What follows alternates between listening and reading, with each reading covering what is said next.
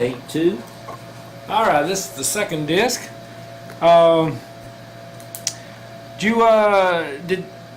you say school only went to 5th grade, Yeah. and then people just had to go to work after 5th grade. So 5th grade, you were only about what, 10 years old, right? Well, that was in the school. I go to farming that way. On the farm, something. Huh. So is that what you And did? some of them would get a job in time, but it wasn't but just maybe a dozen stores and something. Yeah. Wasn't no bank or nothing. And it's a long ways away. Yeah. The only way the most of them had to go is have to ride a mule or a horse or something like that. Yeah, that's a long ways. They A lot just- of times on Saturdays, Daddy and Bert and different ones of them would get together and walk from Uncle Ronnie's old house down there on Pool Road all the way up to town to the theater. And what was it, 10 cent, and you watch the movies all day, the westerns. What was your first job that you got paid for? WPA. What is that? Huh? What is that? That was a government job. That Well, how old were you then? I was about 17, something like that. And was that in that area where you lived? No, I was working down that room now, you know. Just before you got, well, Uncle Donnie used to live, but still there, that big canal run through that field. We're digging that canal. What does WPA stand for? That was a job the government opened up, didn't pay but 90 cents a day for 8 hours. And I know he worked with the CCC Yeah. so camp with the workers, it was. WPA. You had to qualify work for it. You program. had to have some pendants or something, you know. I had my mother and 5 sisters and brothers at home. That camp. So I qualified for a job. Yeah. When I get town And calls. 90 cents a day When for you get tired, you 8 get hours tired. work. She's going That's a lot of work. And the old man, Wig Wild, Uncle Ronnie's wife, Elf's daddy, he was the foreman. I don't know what he got paid, but we got 90 cents a day. Which people on the farm wasn't getting but $2.50 a week. Most of them was $2 for 5.5 days. Some people paid $2.50 and give you a peck of meal and so many pounds of side meat a week. You gonna use that phone? And my daddy always paid Claudia $2.50 a week, 5 days, peck of meal, and a piece of side meat, the home-killed meat. And then you had to buy the rest of the stuff. But you could go to the store for about 30 cents. You could buy a piece of slab of fat like that big. It wasn't about 2.5 cents a pound. Wow. So 90 cents a day was actually pretty good money. Huh? 90 cents a day was actually pretty good Yeah, money. that was pretty good money. I mean, so you could take $2 and buy all the groceries 6, 8 people could eat in a week. Wow. You couldn't hardly tote $2 worth of that stuff. Wow. Wow. So you made the 90 cents a day and then you gave it to your mama or what? Yeah, and she bought grocery stuff up. Okay. And after, when I got the job, we went to the old Western Auto and got me a bicycle. I think it was a couple of dollars down and a couple of dollars a week. The bicycle was about $20, something like that. There's a Western Flyer, brand new. Oh, I don't run around that had a brand new bicycle. wow. I rode that thing to Rummeline back every day to work. Oh, I never heard that. When we finished up with that, we come up back in the back of them huts and in that big bay and dug that canal between my house and Gibbs and through there all the way into Buffalo Branch. oh. There was just a little streamlet and we dug that canal through there, keep Dug it out. water and back it up down in that big bay and down on them huts and farms and stuff. where it could get into Bethel Bank. That was a government job, the WPA, what it was. Probably helped keep mosquitoes under Yeah. control too. Roosevelt, I think, opened that job up when he made that president. He Yeah, started a bunch of WPA, programs, help people. have and- jobs and stuff. So that's what he done. He drained a lot of low land where the water could get out of it. It was drowning all the crops and stuff. People living in the low parts of the country. Yeah. Big canals into the main branch, like them Hudson's back there, all that back there, all the water was. It got a little wet, like everything be under the water. We dug that canal from there all the way into Bethel Branch. Yeah. They run all that water out. You did all the digging by hand? You did all the digging by hand? Shovel and picks. Shovels and things. Every bit of it. How many of you were on a work crew? How many people? Oh, I imagine it was 15, maybe 20 people. Hard work. Yeah. All right. Now, what do you remember about the Depression? I remember it took everybody's money. Yeah. Well, the Depression was going on right when that Dust Bowl was hitting out west out there, and all the Yeah, crops all were being the banks destroyed. went busted, and everybody that had money in the bank. My dad lost about $300. I had a lot of money back then. Yeah. Had in the bank. So, Banks just closed up. I don't know what happened to the money. They never did get they it. didn't have that insurance back then. No. Wow, $300 is a lot of money. Yeah. Yeah. When $2 There goes a Uncle dollar. Bonnie. In 1934, Emily's daddy went and bought a brand new 1934 Ford V8 for $525, spanking brand new. Paid Wow. cash, I bet. Ooh. Yeah, that's a lot of money. Mhm. Yeah, He made the money out of bootlegger. Yeah. So you worked on the farm, and then when you were about 15, you started with the WPA. Yeah. Did I you? worked there, yeah, too, and I come out of there, I went to CC camp. Yeah, but were you still doing farming while you were doing the WPA? No, we quit farming now. Okay. Went to we quit farming there and we moved down there to I'm only bought that place down at Broadway South. Moved down there and farmed here a couple of years. And then we left there. That ground was so hard now. We left there and moved over there on Rebecca Harvin land down below. Uncle Ronnie's down there.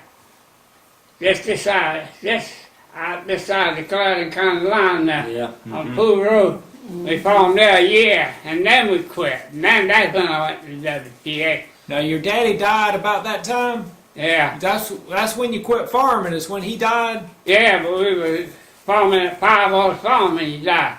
Yeah. They farmed it 1 year after he died Yeah. and quit with it. Now what? When you say a 5-horse Then I went farm, to Broadway Side and farmed a year, and then back down to Harvard Place a year. And then I went to WPA, and then left there, went to CC camp. now when you say a 5-horse farm, what do you mean? That means 5 mules or 5 horses. So Yeah. so it, Pull the equipment. You see, well, you figure 1 horse farm is about 25, 28 acres of land. A one horse, so. okay. Y'all had a So pretty big 5 horse one. farm, we farm a little over 100 acres of land. Yeah. Oh, okay. You can farm about 20 to 25 acres of land with one meal, Yeah. a horse. Now a 5-horse farm over 100 acres. How many people was there working on that farm? 5 people for the plow Okay. and their families hoeing and stuff like that. Hoeing cotton. And, Where Daddy mentioned that house where they lit it down there right where you get the Clarendon County line on the Pool Road. That old house is still there, and there's a guy living, an old fellow still living in that house. Oh. What are you naming that house? Right before that what was the name of that place right before the Clarendon County line on the Pool Road? You said y'all moved down there for a little while. But Jeannie Harvin and Harvin's, yeah. yeah, they were colored people. Yeah. Yank, it was Dewey and Jeannie and Yank Harvin. Yank Harvin owned a piece of land over there by Judges. Uh-huh. Judge finally bought it after when Yank died. He bought it from some of Yank's stuff. I was talking to that Cecil Bartlett a month ago, and he was telling me about the guy's name that lived in that old house, got them hedges and stuff in the front of it right before you get to the Clarendon County line right there as you go past Harold's. I still some of the Harvins. Uh-huh. That old house is still there. Probably 3 or 4 generations. Yeah, that's as old as your house is that you live Yeah. in right now. Well, the Dewey Harvin's house across the road is still there. Yeah, yeah. You can't hardly see it because of all the growth and stuff in the front of it, you know, Yeah. the trees and all that, but you can make it out as you kind of slow down and look. I live with it.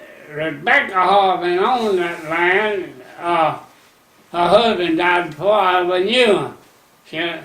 She had Jeannie and Dewey and Yank, and all of them farmed. Jeannie farmed all his life, and Dewey and Yank. That's all they ever done was farm. So how many years did you do the WPA job? I How many years were you working on the WPA? don't know, probably a year and a half. And then from there you went to the CCC job? Or what'd you do after WPA? Well, I went to CCK And where was that at? in Moab, Utah. You went to Pinewood first and built Poinsett State Park. Remember you was down there in Pinewood and y'all built Poinsett State Park, and then when you finished up that project you went and you volunteered to go to Moab, Utah, didn't you? Well, during the time we was farming, I pulled a lot of logs, so I worked for Deer Run a lot with the mule pulling logs. Yeah. Out that branch right down in front of where Harold old house used to be, over there next to Smiling Graveyard. Pull them all the way out to the Pool Road where the trucks could go.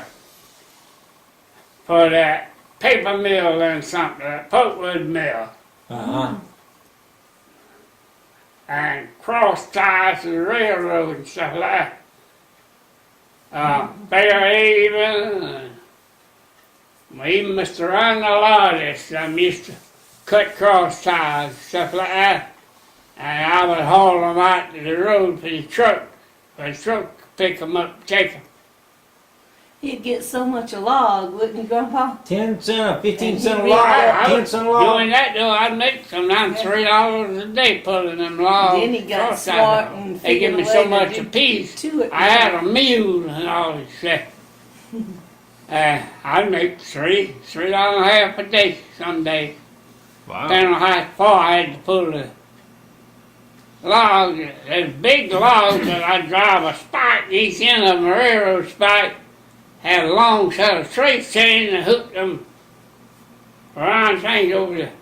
And the railroad spikes, the mule walked along the road, log of the road. Huh? Logs are about 6 foot long. And some of them would be that big around, but that mule could pull them just as easy.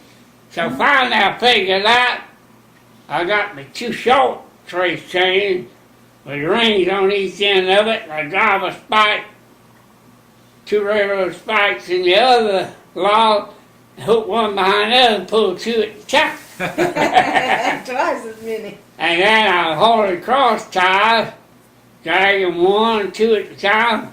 I had a set of old iron wheels off old hay baler. I could have come off old combine, but they're just about that high. And I got my axle, made me a cart. I could put 5 or 6 cross ties on it and come out at one time with it. Had a set of shafts on it, had the mule hitched up. And How old were you then? I was probably about 12, 13. That's good money. I'd ride the mule down to where the logs at, and I'd hook it to it. Now, I'd driving back up to where I unhooked my, and I got the mule so used to it, I could start him out and he could go out there, but somebody unhook him and hang his chains back up on the hand, turn him around, he'd come back to where the logs are again, I'd hook him up, send him back to the road. And the mule would go back with the pup. Huh. A good mule. Yeah. So you were only 12 or 13 years old when you were doing that. So you were only 12 or 13? Something like that. Old man Dewey Reynolds, Judge's daddy, one was cutting the law. Yeah, 'cause that's when you told me about Judge having. Yeah, Judge talked about how hard he worked, and I told him, Yeah. I said, I worked for your daddy down there cutting the cross-side log stuff, and I said, I never saw you the whole time I worked for your daddy. I worked for him for a couple of times, for Never saw 3 or 4 months Judge. at the time. Hmm. I never saw you in the woods. That's the only one I ever seen was your half-brother, Nick Reynolds. Half brother. You know, dear Reynolds had a nigger boy. Judge Reynolds. Has a half brother? Judge Reynolds' daddy That had big. mated with an African Yeah, American. nigger, half-brother, nigger. Yeah. His daddy, Cook, had it. They Yeah. called him Nick Reynolds. When he got about 20 years old, he worked down there too. When he got about 20 years old, he left. Went to New York somewhere, and I ain't never heard of him since. Mm-hmm. But he had a half-brother named Nick Reynolds. Mm. Nig. Mhm. Quite the name. Yeah. Huh. Okay. He would work down there with Grandpa, but not Judge. Judge ain't never done nothing in his life. That's why he's in the hospital So I'm now. about 3 years old, and Judge is probably in school during the time when he was working at that. Yeah. Yeah. Probably still in But he talked about how hard he worked, logging with his dad. And all. I told him, I said, well, I worked for your daddy. I said, I never seen you in the woods. Didn't even know you exist. The only thing, one I knowed was your half-brother, Nick Grunt. Judge probably wished he didn't remember that. Yeah, he probably didn't like you remembering that. So Judge had a half-brother, Nick Grunt. But Well, now, what relation was Leonard to Judge? Leonard was, Judge's cousin. Okay. See, Ashley, Yeah. and it was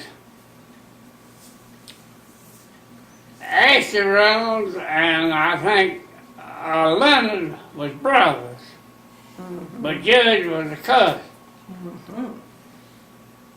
Okay, so your daddy died when you were about 15 years old, right? I was Yeah, not 12. old. I was about 11, 12. 11 or 12, something 11 like or that. 12. Maybe 10. I don't know. I can remember it good. What year was that? Do you remember? I believe it was about 1936. Well, that would put you at about 14 then. Yeah. Okay. Well, it could have been 35. I Okay. don't remember exactly. Okay. But I know it was in the You 30s. might find it in the records. All right. So you work for CCC? Because I was about 9 years old when we left the old magazine place. When I cattle swamp, that made me 10, and we moved back to down there in about 2 years. That's that. About 12 years, 12, 13 years old when he died, something like that. All right. So he lived about 2 years, 2.5 years. That's when we moved to the Uncle Man's place down Yeah, there. two-story Yeah. house. Okay. So then you went to the CCC job. You started doing the CCC work, and was that just in Utah, or did you start here? Yeah. You started here, right? And did Poinsett State Park? No, I worked,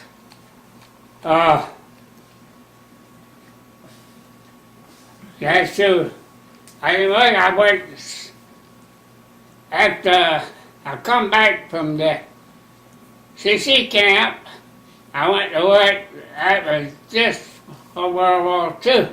Well, when I was in CC camp when they started drafting for World War II. No, but The Army. wasn't it? I know you went in the army when you come back from Utah. But didn't that CC camp, didn't you originally, you and one of them other McLeod fellows start down there in Pinewood working on them on that CCC camp? That was where y'all originally started? No, that What? was WPA. Oh, that was WPA. Oh, okay. So you went from the WPA program and you signed up for the CCC camp, Yeah, and that was CC out all the way camp. out in Utah. Something like the Army, except Yeah. they give you uniforms and everything, but you didn't. The How only thing you done was done work like. how old were you when you started with the CCC? Probably about 16. Yeah. Went to Utah and built that highway from Arches. going into the Archer National Monument through the mountain there. They used picks, shovels, and dynamite, How'd you get out there? You take a train? train. So, I mean, when you signed up, did somebody come through the neighborhood signing people up, or how'd that Well, work? Elmo McLeod, me and him, that's Freddie McLeod boy. He was a cousin, his daddy was a cousin or something to me. I don't know exactly what kin, but kind of like Marshall McLeod, and then a little bit of kin, but it wasn't much. Uh-huh. Me and Elmo McLeod signed up together, and they sent us out there to see. All right. So, okay, so you were how old when you signed up for CCC? About 16? Something like that. So you signed up, they gave you a uniform, and you went someplace and got on a train? Well, met in something on a train. Left something. Yeah, they had a railroad station. I up know by them where old coal barn. Grandma lived. And there must have been a bunch of you. Well, they picked them up from all around. Well, did anybody It was else? probably, when we got out there, it was probably a couple of hundred of us. Oh, not very many for digging rock. So They picked them up all over the country, you know, about them leather. That was right during the Depression. so They that, give you $8 a month and sent $22 home. okay. Well, that's a good deal then. Yeah, they housed you, they gave you clothing, they fed you, and gave you work. Put Yeah. the work to do and paid you, but you didn't get to Clothes keep much and of it. Meals. But that's only $1 a day, and Yeah. you were making $3.50 a day. Yeah, 5 but years that didn't before work all the time. That was just Just when they just bought that track of lumber in there, you know, when we got through with that was it. Oh, okay.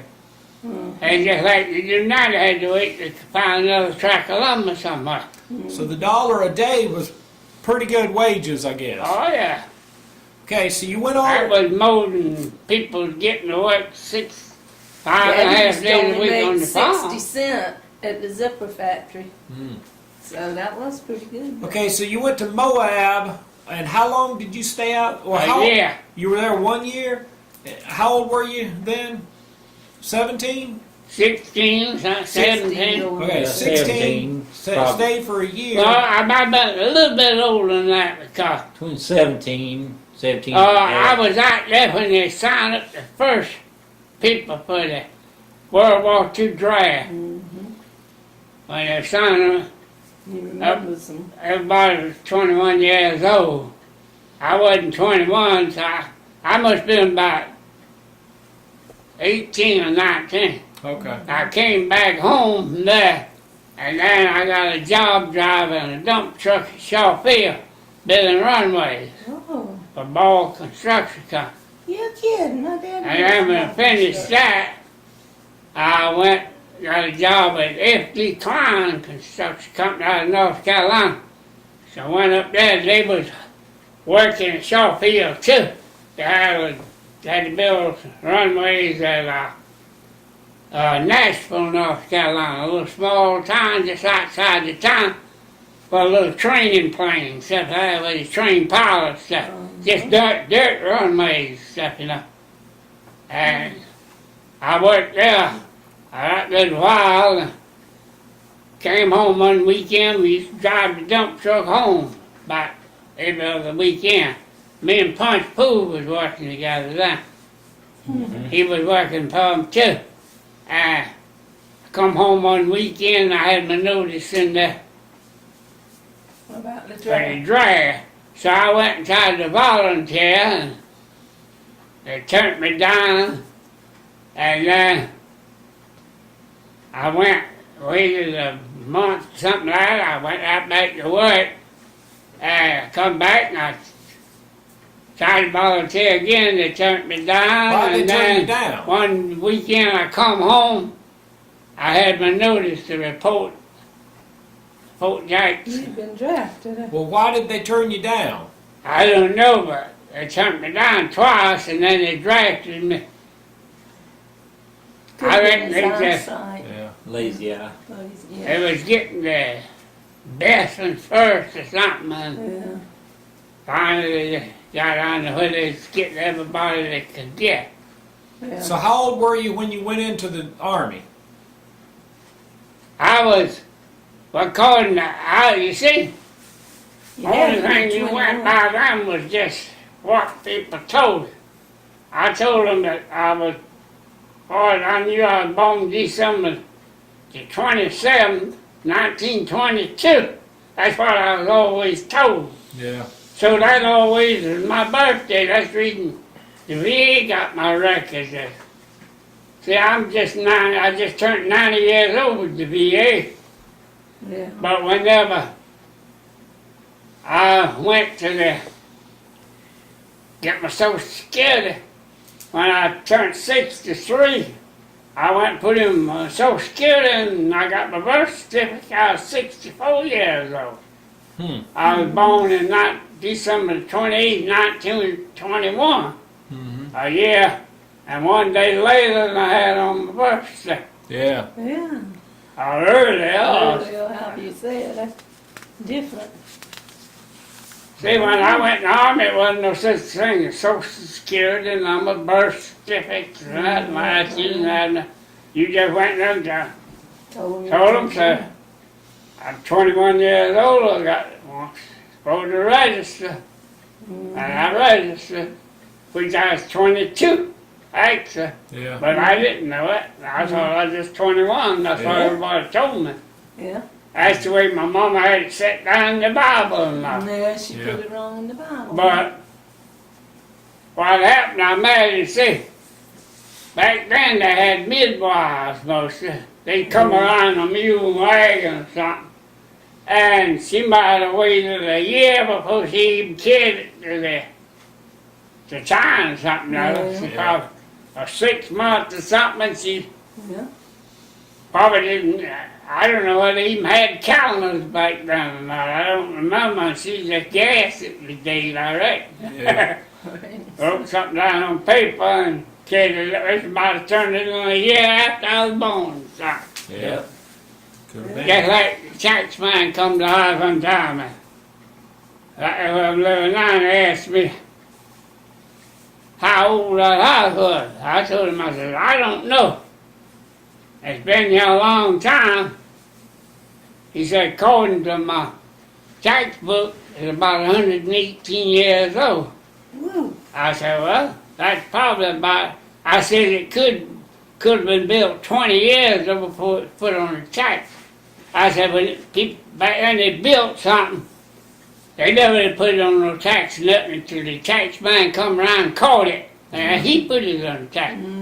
I said, it could have been here 10 years before the tax man come around and caught it. Because he probably didn't come another 5, 10 years or something, because he come on riding a horse or driving a mule wagon or something, a buggy. Yeah. So, what do you remember about working in Utah on that CCC camp project? Is that, I assume that was really hard work. Well,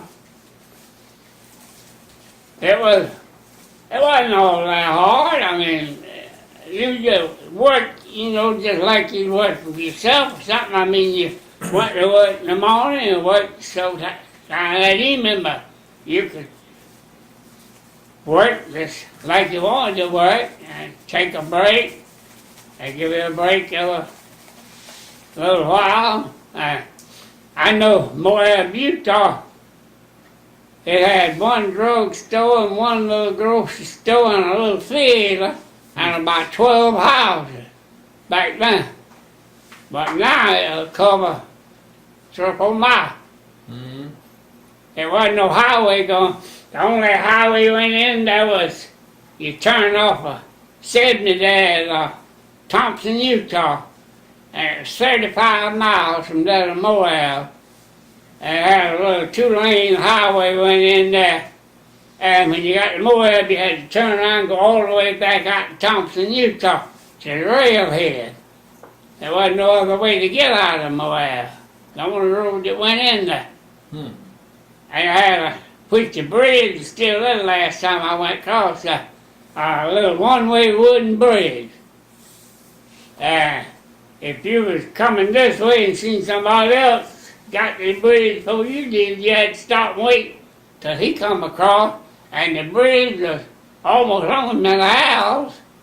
Well, it was further than that, yeah, that's All right, let's stop there for a second.